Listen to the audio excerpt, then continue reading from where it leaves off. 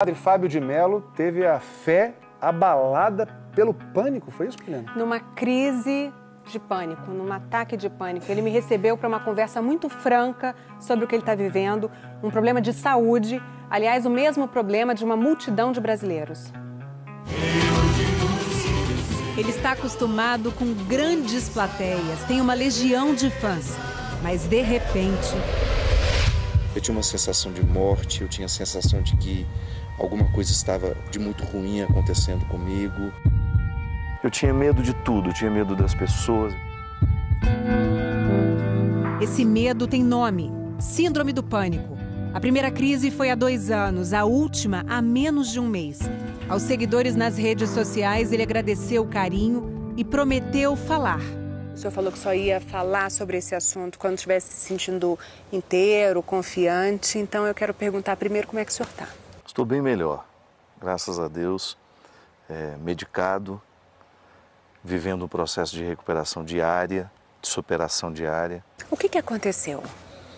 Eu estava pousando em Fortaleza no final de julho, estava bem, e de repente tive um sintoma muito semelhante ao que eu tive há 2 anos atrás, quando eu fui diagnosticado com síndrome do pânico. E ali, Poliana, eu já não senti vontade de sair do avião.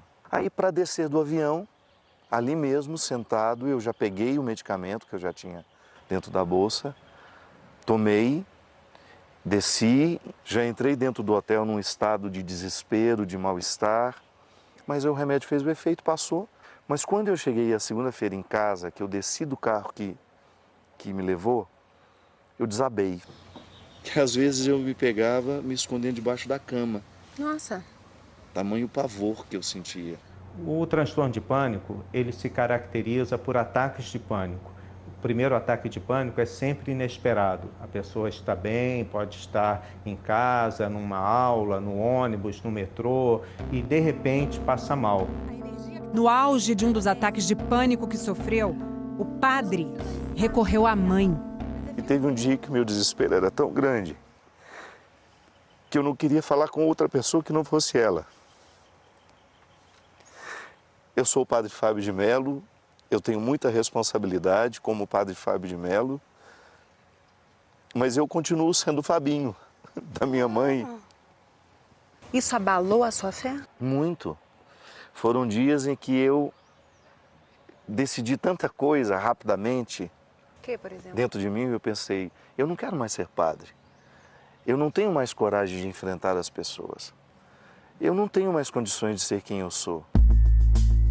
Medicado, o padre Fábio se levantou. Voltou a cumprir sua agenda, a brincar, a postar.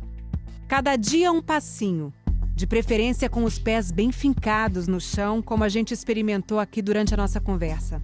Eu tenho que pensar o tempo todo que eu vou dar conta, que isso não é um bicho de 7 cabeças, ajudado pela química que já está no meu organismo.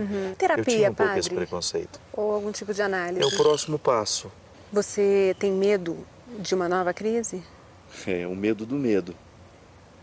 A gente acaba virando um escravo do medo. O grande terror do paciente com transtorno de pânico é passar mal, é ter outro ataque de pânico. A pessoa está livre dos ataques de pânico quando ela começa a esquecer que pode passar mal. Ao falar abertamente sobre o transtorno, o padre acredita que pode ajudar muita gente que sofre do mesmo mal.